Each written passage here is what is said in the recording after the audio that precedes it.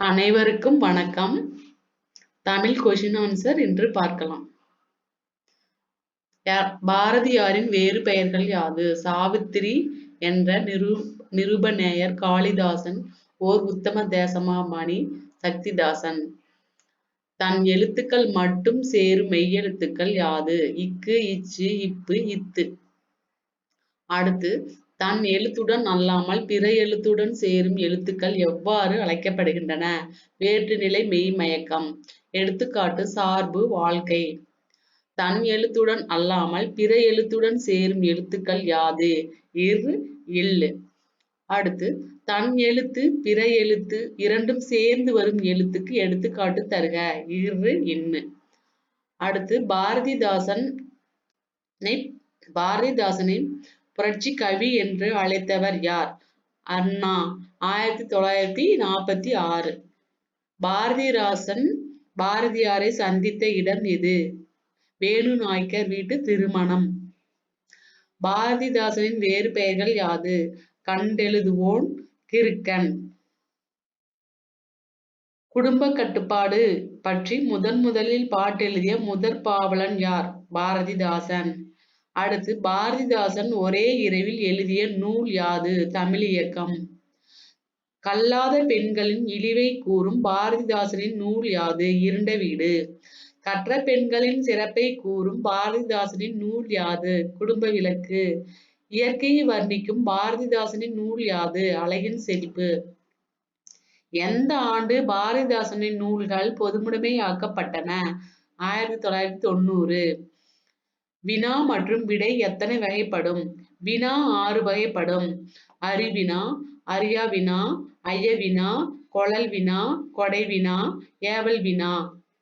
விடை எத்தனை வகைப்படும்? 8 வகைப்படும். சுட்டு விடை, மறைவிடை, நேர்விடை, ஏவல் விடை, வினா எதிர் வினாதல் விடை, உற்றது உரைத்தல் விடை, உருவது கூறல் விடை, இனமொழி விடை. வைதோரக் கூட வையாதே என்ற சித்தர் பாடலை பாடியவர் யார்? கடுவெளி சித்தர். உருவ வழிபாடு செய்யாமல் இயற்கையை கடவுளாக வழிபடுபவர் யார்? கடுவெளி சித்தர். கடுவெளி சித்தர் பாடிய பாடல்கள் 54. நந்தவனத்தில் ஓர் ஆண்டின் அவன் நாடாறு மாதமாய் என்று பாடியவர் கடுவெளி சித்தர். அப்துல் ரஹ்மானின் பிற படைப்புகள் யாது? சுட்டுவிரல், பால் வீதி, நேயர் விருப்பம், பித்தன். புதுக்கவிதை புனைவதில் புகழ்பெற்ற கவிஞர்?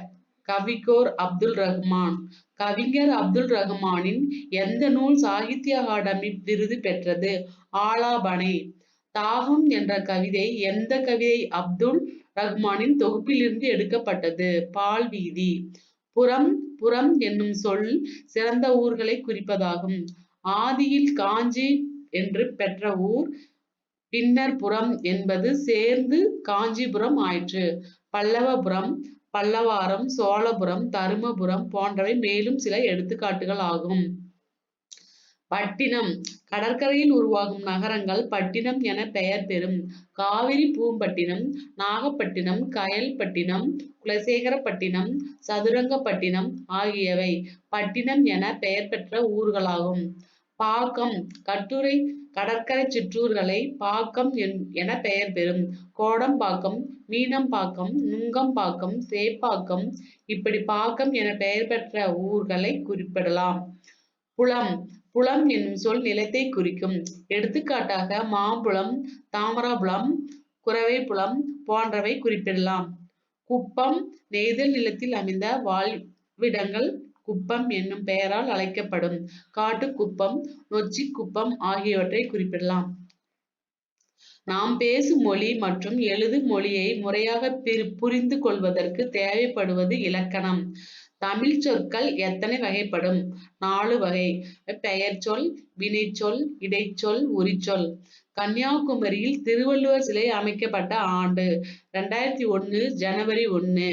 ஊரும் பேரும் என்ற நூலை ஆசிரியர் ரா. பி. சேதுப்பிள்ளை.